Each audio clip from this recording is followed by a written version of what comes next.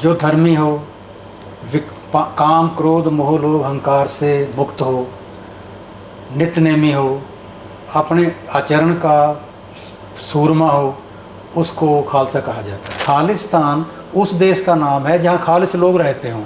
जी।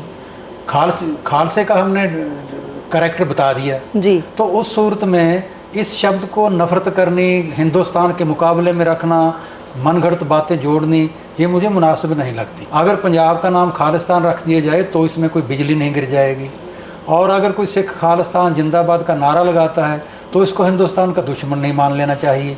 आज भी हिंदुस्तान में डिफेंस में मुझे फ़ख्र है इस बात का कि सिखों की बड़ी गिनती है, और चीन से युद्ध हुआ उसमें सिख शहीद हुए। पाकिस्तान से 65 की जंग, 2 लड़ाइयाँ हुई 71 की, तो उसमें हिंदुस्तान की सेनाओं को सिख जर्नैलों ने, सिख फौजियों ने लीड किया।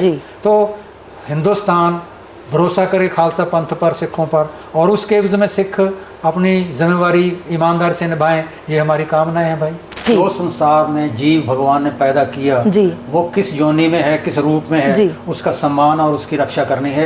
ये नहीं कि ये लड़की है इसकी तरफ कम ध्यान दो या ज़्यादा ध्यान दो, भाई सभी बराबर हैं। इस्लाम भी सत्कार योग है, वैदिक मत भी सत्कार योग है। गुरु साहिबान ने कुरान की या वेदों की निंदा कहीं नहीं की। न राजा न रानी, न नई न पुरानी, तेरी मेरी कहानी ऑन पॉइंट भारत पे। नमस्कार, मैं हूं विक्रांत रेहानी और आज मेरे साथ हैं जाने माने सिख स्कॉलर्स जिन्हें पूरे विश्व में उनकी रिलीजियस स्टडीज़, उनकी रिसर्च, उनके लेक्चर्स के लिए बहुत सम्मान मिलता है। अनगिनत अवार्ड से सुशोभित और सुसज्जित डॉक्टर हरपाल सिंह पन्नू जी, आपका बहुत बहुत स्वागत है सर ऑन पॉइंट भारत पे। आपका शुक्राना, आपके चैनल का शुक्राना जो मौका दिया। मैं जो कुछ मुझे पता है अपने दर्शकों से शेयर करना खुशनसीबी समझता हूँ। धन्यवाद सर। सबसे पहला सवाल, हिंदुस्तान भारत जानना चाहता है खालसा शब्द का असली अर्थ। जो धर्मी हो, काम क्रोध मोह लोभ अहंकार से मुक्त हो, नित्य नेमी हो, अपने आचरण का सूरमा हो, उसको खालसा कहा जाता है। बहुत गहरी बात सर। अगला सवाल, एक शब्द है खालिस्तान, इसको पूरे हिंदुस्तान में कुछ लोग तो बहुत पॉजिटिवली लेते हैं, इसके आसपास बहुत सारी गलत फहमियाँ बुन दी गई हैं कुछ फिरकों द्वारा, कुछ सेक्शंस द्वारा। तो आज हम आपके थ्रू जानना चाहते हैं कि खालिस्तान का असली मतलब क्या है। हमारे दर्शकों को मैं ये इंटरेस्टिंग बात बताना चाहता हूँ, शेयर करना चाहता हूँ। कभी कभी कह देते हैं कि पंजाब बहुत बड़ा था, ये पंजाबी सूबा बहुत छोटा रह गया, ये बड़ा होना चाहिए। मेरा रिस्पांस होता है कि अगर सारे हिंदुस्तान का नाम पंजाब रख दिया जाए तो सिखों को इसका फ़ायदा हो जाएगा। भाई जहाँ पंजाबियों की, सिखों की आबादी है ज़्यादा, इकट्ठे हैं, घने हैं, वहाँ पंजाबी सूबा है, तो इसको डाइल्यूट क्यों करें। मैं इससे संतुष्ट हूँ जितना है। यही बात खालिस्तान पर लागू होती है। खालिस्तान उस देश का नाम है जहाँ खालिस लोग रहते हों। जी। खालसे का हमने करेक्टर बता दिया तो उस सूरत में इस शब्द को नफरत करनी, हिंदुस्तान के मुकाबले में रखना, मनगढ़ंत बातें जोड़नी, ये मुझे मुनासिब नहीं लगती। अगर पंजाब का नाम खालिस्तान रख दिया जाए तो इसमें कोई बिजली नहीं गिर जाएगी, और अगर कोई सिख खालिस्तान जिंदाबाद का नारा लगाता है तो इसको हिंदुस्तान का दुश्मन नहीं मान लेना चाहिए। अगर मोरारजी देसाई या मोदी जी हिंदुस्तान जिंदाबाद कह सकते हैं, कोई आपत्ति नहीं, तो मैं खालिस्तान जिंदाबाद कह दूं तो इसमें क्या मुश्किल आ जाएगी। कुछ नहीं इससे बिगड़ता इस देश का, कुछ नहीं इससे बिगड़ता इस देश की यूनिटी और इंटेग्रिटी का। ये हुआ खड़ा किया हुआ है। दर्शकों, बहुत बड़ी बात विश्व के जाने माने सिख स्कॉलर हमें बता रहे हैं जिन्होंने इन चीज़ों पे अध्ययन किया है, रूह तक पढ़ा है। खालिस्तान शब्द का मतलब आज हमें वंस एंड फॉर ऑल बिल्कुल क्लियर हो गया। ये कंट्रोवर्सी उम्मीद है यहीं ख़त्म होती है। सर अगले सवाल की तरफ बढ़ते हैं। जब सिख राज था, महाराजा रणजीत सिंह थे, हरि सिंह नलुआ जी थे, तब था अखंड भारत, जिसके ऊपर आज भी बात की जाती है, इतराते हैं पूरे देशवासी, अखंड भारत था। आज वो भारत, चाहे वो पाकिस्तान बन गया, वो अफगानिस्तान अलग हो गया, बांग्लादेश अलग हो गया, बंगाल का बांग्लादेश बन गया, खंडित हो गए हम, तो अखंड से खंडित की तरफ चले गए। आपके सवाल में नुक्स है। जी बताइए। महाराजा रणजीत सिंह के समय सरकार खालसा थी जब, तब अखंड भारत कब था? पंजाब अलग था जी, हिंदुस्तान अलग था जी, हिंदुस्तान को पंजाब के साथ तो अंग्रेजों ने मिलाया। जी, तो उस सूरत में सवाल तो ये पूछना चाहिए कि सरकार खालसा में लोग किस तरह रहते थे। जी, जो पंजाब था वो सतलुज से लेकर पेशावर तक था। जी, अफगानिस्तान, पेशावर महाराजा रणजीत सिंह की सेनाओं ने अफगानिस्तान से तोड़ा और पंजाब में मिलाया। जी। और आज अगर वो पाकिस्तान में है तो ये सरकार खालसा की बदौलत है। जी, अफगानिस्तान का हिस्सा था ये। और अफगानिस्तान को आज तक इस बात की तकलीफ है कि ड्राई फ्रूट्स का सबसे उपजाऊ एरिया है जी, वो पंजाब में आ गया, पाकिस्तानी पंजाब में। जी, तो कहने का मेरा भाव ये कि महाराजा रणजीत सिंह के वक्त मेजॉरिटी मुसलमानों की थी, जी, हिंदू भी थे, सिखों की गिनती बहुत कम थी उसके मुकाबले में। जी, लेकिन बड़ा पंजाब था जो, उसने इतबार किया सरकार खालसा पर, जी। क्योंकि इंसाफ मिला। जी, तो लोगों को इंसाफ चाहिए, मेरे साथ ज्यादती ना हो, मैं स्वतंत्र घूम सकूं, जी, मुझे दिन रात कोई चिंता ना रहे कि मेरे से ये सम्मान खुस जाएगा, जी। मेरी कोई बेइज्जती कर देगा, मेरी जेब काट लेगा, ये बातें नहीं। आप देखें महाराजा रणजीत सिंह के राज्य को कि उस वक्त दुनिया में कहीं भी कोई ऐसी गैर मुस्लिम स्टेट नहीं थी जी। जिसका जर्नैल और विदेश मंत्री मुसलमान हो। जी, ये महाराजा रणजीत सिंह ने बहुत बड़ा रिस्क लिया। फ़कीर अजीज़ुद्दीन बुखारी ये उनके विदेश मंत्री थे एक सिख बादशाह की हुकूमत और खालसा उसमें में, और जर्नैल थे माखे खान, मुसलमान, तो तोप खाने जी, का मालिक मुसलमान। जी, मुसलमान एशिया में हुकूमत, मुसलमानों की से उनकी हुकूमत छीनी रणजीत सिंह ने, जी। लेकिन उसके राज्य में फॉरेन मिनिस्टर मुसलमान फ़कीर साहब, जी, और माखे खान तोप खाने का जर्नैल, जी। और इन्होंने महाराजा रणजीत सिंह के बाद भी ईमानदारी निभाई। जी। दगा उस समय तो क्या करना था, रणजीत सिंह की मौत के बाद भी सरकार खालसा के वफादार जी। रहे। तो ये ताकत थी सरकार खालसा में कि दूसरे लोगों ने, धर्मों ने, ग्रुपों ने उन पर इतबार किया, और उस इतबार का इवजाना सरकार खालसा ने दिया। जी। आप देखें कि काबुल से जो गोली चलती थी किसी ज़माने में, वो दिल्ली तक कहाँ नहीं ठहरती थी। रणजीत सिंह की सरकार खालसा ने काबुल की सड़कों पर आर्मी का कूच किया, आर्मी ने मार्च किया। जी, तो ये इतिहास को उल्टा गेड़ा दिया सरकार खालसा ने। आज भी हिंदुस्तान में डिफेंस में मुझे फ़ख्र है इस बात का कि सिखों की बड़ी गिनती है, जी। और चीन से युद्ध हुआ, उसमें सिख शहीद हुए। पाकिस्तान से 65 की जंग, 2 लड़ाइयाँ हुई, 71 की, जी। तो उसमें हिंदुस्तान की सेनाओं को सिख जर्नैलों ने, सिख फौजियों ने लीड किया। जी। तो हिंदुस्तान भरोसा करे खालसा पंथ पर, सिखों पर, और उसके एवज में सिख अपनी जिम्मेवारी ईमानदार से निभाएं, ये हमारी कामनाएं हैं भाई। बहुत गहरी बात इतिहास के पन्नों को पलटते हुए प्रोफेसर साहब ने हमें हमारे आज तक के दर्शन करवा दिए। सर, मैं एक सवाल और इतिहास से लेना चाहूँगी। गुरु नानक देव जी पहली पातशाही, सच्चे पातशाह जी खुद एक हिंदू परिवार से थे, और उनके जो पहले डिसाइपल थे, उनके मित्र, उनके कंपेनियन भाई मर्दाना जी, वो एक मुसलमान परिवार में थे।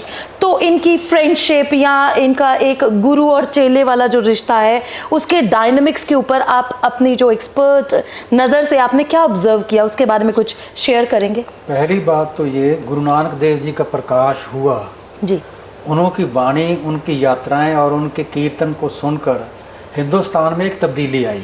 जी, 800 सदियों की गुलामी दौरान जी, हिंदुस्तान ये महसूस कर रहा था कि हमारा कुछ बन ही नहीं सकता। जी, गुरु नानक देव जी का प्रकाश हुआ, हिंदुस्तान को ये एहसास हुआ कि हमारा कुछ बिगड़ ही नहीं सकता। ये डिफरेंस है गुरु नानक देव जी के पहले का और बाद का। गहरी बात। तो और भी तो संत, भक्त, फ़कीर, बाणीकार हुए, उन्होंने स्टेट के अगेंस्ट आवाज़ क्यों नहीं उठाई? और जो आवाज़ गुरु नानक देव जी ने उठाई, उसका रिज़ल्ट 10वें पातशाह ने खालसा पंथ की सिरजना में किया। तो गुरु नानक देव जी की बाणी है जो, वो हमें सिखाती है आत्मविश्वास। जी, कभी कभी पूछते हैं जी गुरुओं की बाणी में औरतों के हक में कुछ है? मेरा उत्तर हुआ करता है कि औरतों के खिलाफ कुछ है, पहले तो ये बताओ। बहुत बड़ी बात। जो शक हुआ जी, भाई, 100 की मंदाखी है जित जमै राजान, जी। औरत जात को गुरु नानक देव जी ने केवल वाणी में सत्कार नहीं दिया। जन्म साखी में एक जिक्र आता है, गुरु नानक देव जी को संदेश मिला बेबे नानकी जी का, भाई सुल्तानपुर में रहते हुए भी महीनों बीत जाते थे, बहन से मिलते नहीं थे जी। बहन का संदेश आया, याद कर रही हैं आओ बाबा जी गए, झुक कर बेबे नानकी जी ने चरण छूने चाहे जी। जन्म साखी में लिखा है, बाबे कहिया बेबे तू असां तो वड्डी है और परमेश्वर दी प्यारी भी। परमेश्वर अपने प्यारिਆਂ ਦੀ ਸੁਣਦਾ भी है ਮੰਨਦਾ भी है। तू जो साडे पैरों ਵੱਲ देखदी है सानू अपने विच वड्डा औगण लगता है। तू बड़ी है और बहन है, हमारे पैरों की तरफ देखती है तो हमें अपने में कुछ औगण दिखाई देता है। नानकी ने कहा, भाई जी सच कहती हूँ, गलत नहीं कहती, भरा करके नहीं जानती, परमेश्वर करके जानती हूँ। बहुत गहरी बात सर। सर आप ये जो बता रहे थे बहन और भाई का डायनामिक्स, बेबे नानकी और पहली पातशाही बाबा नानक जी का डायनामिक्स, और फिर आपने वहाँ पे शब्द गुरु शब्द भी बोला, सो क्यों मंदा आखिए जित जमे राजान। सर आज के समय में इस देश में हर एक मिनट में 5 बलात्कार हो रहे हैं। अभी रिसेंट वेस्ट बंगाल में एक डॉक्टर का रेप हुआ है, छोटी छोटी बच्चियों के रेप हो रहे हैं। और सर अभी इससे पहले मेरे चैनल पे हमने एक ट्रांसजेंडर जो थे उनका इंटरव्यू किया, उन्होंने मुझे कहा था कि कभी किसी सिख बुद्धिजीवी से आपको बात करने का मौका मिले, उनके सामने ये बात ज़रूर रखना कि गुरु नानक देव जी ने सबसे पहले तो स्त्रियों को सशक्त किया, इतनी बड़ी बात बोलकर, और उसके ऊपर से सर मुझे एक चीज़ और जाननी है कि ट्रांसजेंडर्स के लिए सिक्खी में क्या राहत है? उसमें कोई रेफरेंस नहीं है ऐसा। जो संसार में जीव भगवान ने पैदा किया वो किस योनि में है, किस रूप में है, उसका सम्मान और उसकी रक्षा करनी है। ये नहीं कि ये लड़की है इसकी तरफ कम ध्यान दो या ज़्यादा ध्यान दो, भाई सभी बराबर हैं। इस्लाम भी सत्कार योग है, वैदिक मत भी सत्कार योग है। गुरु साहबान ने कुरान की या वेदों की निंदा कहीं नहीं की, बहुत पुजारी श्रेणी की है जी। और पुजारी श्रेणी जिस तरह की ब्राह्मण की थी या मौलवी की थी मस्जिद में, अगर उस तरह की सिखों में हो रही है तो ये भी निंदनीय है। बहुत बड़ी बात। आपको एक इंटरेस्टिंग इंसिडेंट सुना के अपनी बात को विराम दूंगा कि सिखों ने महंतों से गुरुद्वारे आज़ाद करवा लिए, सिंह सभा लहर ने जी। तो बड़ा जब पंजा साहब और ननकाना साहब का गुरुद्वारा भी आज़ाद करवा लिया, आपस में सोचने लगे कि आप सारे ऐतिहासिक गुरुद्वारे आज़ाद करवा लिए, शुक्राने की अरदास किससे करवाएं। फैसला हुआ संत बाबा आतर सिंह से मस्तुआने चलते हैं। तो कई सौ सिखों का कारवां अमृतसर से चल के मस्तुआना पहुंचा। संत आतर सिंह ने देखा, पूछा ये क्या हो रहा है भाई, इतनी संगत आ रही है। जथेदार आए आगे, उन्होंने बताया जी गुरुद्वारे आज़ाद करवा लिए, महंतों को निकाल दिया, पंथ की जीत हुई है, आप शुक्राने की अरदास कर दें। संत आतर सिंह ने कहा शुक्राने की अरदास तो मैं करूँगा, लेकिन मन में ये आता है कि महंत जो गुरुद्वारे खाली कर गए, इसका मतलब उनमें कुछ ना कुछ नेकी बची थी।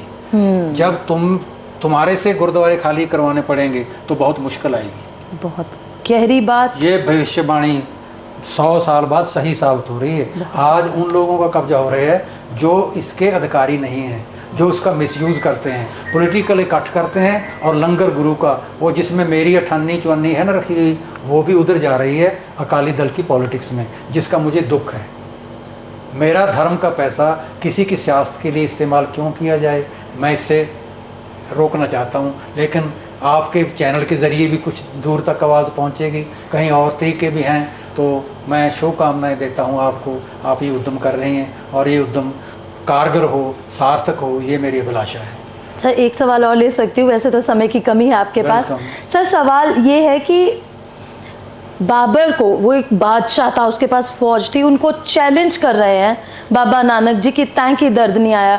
तो ये उनके मुंह से निकले जो शब्द हैं, इनमें बहुत पावर है। एक तो ये बात, और दूसरी सर जो एक ये कई बार ना यकीन में नहीं आता कि जेते तय प्रेम खेलन का चाओ सिर तार तली गली मेरी आओ, कि ये बात बाबा नानक जी ने कही है। इसके ऊपर आप हमारे जो व्यूअर्स हैं उसको अपने एक्सपर्ट आप अपने कमेंट्स देंगे। देखिए मैडम, ये जो बात है ना तैं की दर्द ना आया जी, ये गुरु जी ने बाबर को नहीं कही जी, ये वाहिगुरु को कही है। अच्छा जी, ये गॉड को है, गॉड को है, ये उलामा गॉड को दिया है कि जे सकता सकते को मारे ता मन रोस न कोई, सकता सी मारे पर वग्गे खसमे सा पुरवाई। अगर शेर शेर पर हल्ला करे करता रहे, जी। शेर गऊ पर हमला करता है तो मुझे दुख होता है, तू देख रहा है तू क्या कर रहा है, दर्द नहीं हो रहा, हटा नहीं सकता। ये उलामा गुरु जी ने भगवान को दिया है, वाहिगुरु को। और रही बात प्रेम खिलन का, वो तो गुरु नानक देव जी की इच्छा थी कि जाबरों का टाकरा ताकत से किया जाए, लेकिन तब वो ताकत बनी नहीं थी, संगत जथेबंद नहीं थी। गुरु गोबिंद सिंह जी तक 4 पीरियड व्यतीत हुए तो खालसा पंथ प्रकट हुआ। फिर खालसा पंथ ने, मर्दों ने क्या किया, जो तो ये बात तो सभी जानते हैं, लेकिन औरत बात थी ना कि औरतों का क्या स्थान है गुरु की बाणी में। जी माई भागो जी, धर्म युद्ध छोड़कर, दिल छोड़कर गुरु को बेदावा लिख के 40 भाई महासिंह के साथी 40 और मुक्ति, खुद जी, वो जी। आ गए जिनको 40 मुक्ति कहा है। जी जी जी, तो माई भागो ने उनको कहा, नहीं गुरु के अलावा हमारा कोई स्थान नहीं, कोई जगह नहीं, हम वहीं सेफ हैं, जिए या मरें वहीं चलेंगे। 40 आए थे, 41 माई भागो। मैं अपने स्टूडेंट को क्लास में पढ़ाता हूँ जी। कि चंडी दीवार है ना जो बाणी 10वें पातशाह की, जी वो चंडी, इंद्र उसके चरण हाथ लगा रहा है कि दानवों ने मुझसे मेरी बादशाहत खोस ली। वो चंडी उसकी मदद करती है और युद्ध लड़ती है। तो माई भागो का रोल मॉडल है चंडी, जी, जो रोल इंद्र के सामने, हारे हुए देवताओं के सामने माँ काली का, माता दुर्गा ने किया, जी, जी, जी। वो महासिंह के सामने और 40 मुक्तों के सामने माई भागो ने किया। जी बहुत। और वो जो लिख के दे के आए थे कि आप हमारे गुरु नहीं, हम तुम्हारे सिख नहीं, वो शहीद हो गए 40 के 40। और जब महाराज भाई महासिंह जी की नज़दीक पहुँचे, मुक्तसर जख्मी थे, अभी सांस चल रहे थे, महाराज ने कहा, हमने अपनी आंखों देखा भाई महासिंह, बहुत शानदार युद्ध किया, भला हो आपको, पुण्य हो आपको, पुण्य लगे, क्या चाहिए, धरती की कोई चीज़ या धरती से पार की कोई चीज़। हाथ जोड़ के भाई महासिंह ने कहा, मेहरबान हो पिताजी, बेदावा पाड़ो, टूटी गंडो, जो हम तोड़ के आए थे उसको दोबारा गांठ लगाओ। तो वहाँ गुरुद्वारा है टूटी गंडी, और वो जो बेदावा लेके आए थे वो मुक्ते हो गए और हमारी अरदास में शामिल हो गए। गुरु इतना बड़ा है कि जो उसको ये लिख के दे के आया है कि आप गुरु नहीं, उनको मुक्त कर देता है, फिर से आलिंगन उनको कर अरदास में लिया। शामिल कर देता है। वो हमारे सम्मान योग सिख हैं, जी। हमारी हर रोज की अरदास में शामिल हैं। 50 प्यारे हैं, 54 साहबजादे हैं, 40 मुक्त, 40 मुक्ते, जी ये 40 मुक्ते हमारे सिरों के ताज हैं। जी। बहुत गहरी बातें इतिहास के पन्ने पलटते हुए एक से एक साखी हमारे साथ सर आपने शेयर की। सर एक सवाल जो इस वक्त की नज़ाकत है, हमें सिर्फ ज्यूज़ हॉलोकॉस्ट पता है, लेकिन हिंदुस्तान को एक बार याद कराने की ज़रूरत है सिख हॉलोकॉस्ट की। सिख हॉलोकॉस्ट हुआ, समय समय सिखों की शहादतें हुई, कभी सरकार कभी राजनीति का शिकार हुए।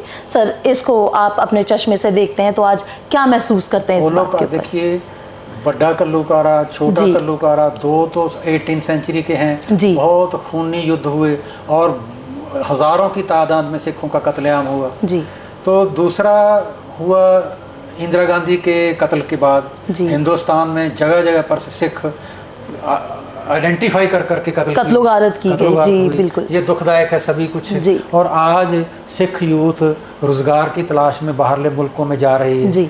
मैं आज के दिनों का जो बाहर जाने का रुझान है, इसको बुरा नहीं मानता। जी। इसलिए पहली बात तो ये कि रोजगार के लिए जाएंगे लोग, पशु पक्षी भी प्रवासी पंछी हैं, जी। वो रोजगार की तलाश में हजारों मील का पैंडा तय करते हैं। खरी बात, तो खरी बात। जाएं, हमारी ये इच्छा है कि जहाँ जहाँ भी जाएं वो श्री गुरु खालसा पंथ की शोभा बढ़ाएं। जी। गुरु नानक देव जी का निरादर हुआ था कहीं गांव में, जी वो अगले गांव चले गए, आशीष दे के बसते रहो। जी जी जी। कहीं और बहुत इज्जत की, बहुत सत्कार किया, खाने पीने की सेवाएं दी, उनको कहा उजड़ जाओ। जी। भाई मर्दाना जी ने पूछा, जी इनको श्राप क्यों दिया? उन्होंने कहा नहीं, श्राप नहीं दिया, जो बुरे लोग थे उनकी बुराई उनके गांव तक ही रहे, बाहर ना ही पता चले तो ठीक है, इसीलिए बसते रहो। यहीं बसते रहो। जी जी। और उजड़ जाओ, भाई ये नेक है, इनकी नेकी दूर दूर तक जाएगी। जी। हमारे बच्चे जाएं दूर दूर तक, लेकिन अपने साथ नेकी लेके जाएं। कई दफ़ा मन खराब करती हैं खबरें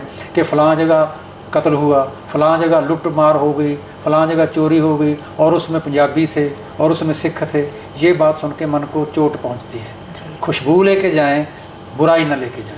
बहुत गहरी बात। सर आने वाले समय में आप सिख कौम को कहाँ खड़ा देखते हैं, क्या योगदान देखते हैं वर्ल्ड लेवल पे? मैं क्या देखता हूँ जी, जो गुरु देखता है वो वही है और वही होना चाहिए। खालसा मेरो रूप है खास, खालसे में हो करो निवास। ये गुरु गोविंद सिंह जी की इच्छा है कि खालसा मेरे जैसा हो, मैं उसमें हमेश रहूं। गुरु की ये आशीष हमेश सिखों में पंथ में कायम रहे और गुरु हमेशा अंग संग रहें, ये मेरी अरदास है। यही मैसेज मेरा नहीं, गुरु जी का है, गुरु महाराज जी का है।